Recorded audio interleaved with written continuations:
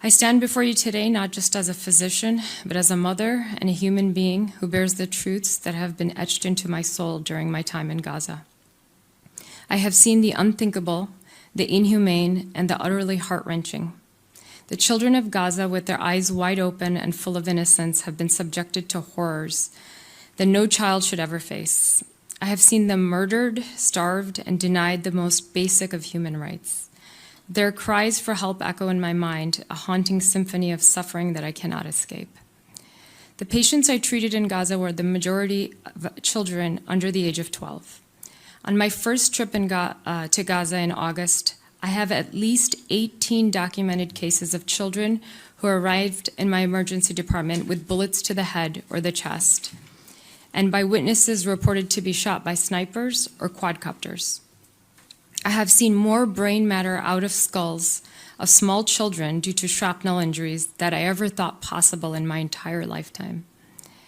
I will never forget the image of parents bringing their dead children wrapped in blankets and laying them on the floor so we could check for a pulse before pronouncing them all dead. This was a daily routine in Gaza, multiple times a day. The long line to the morgue where family members would wait for their loved ones so they could bury them with some shred of dignity will always be an unforgotten memory for me. Even when we did save some children from the jaws of death, their survival is at the mercy of the Israeli military's next airstrike or food deprivation. The rhetoric the Israeli government uses to justify bombings is unwarranted, untrue, and a downright crime. With my testimony today, I would like to call to action. We must stop arming the Israeli government. We must place sanctions on them in order to stop this mass murder of innocent children.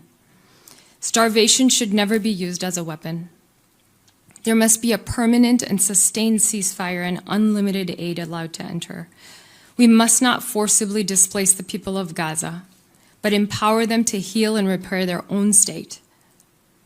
It is difficult for me to criticize other countries when my own government is overwhelmingly enabling these crimes. Past US presidents have had courage to stop arms to Israel when it was unjustly bombing other countries. And I call on my own president, President Trump, to do the same. Thank you.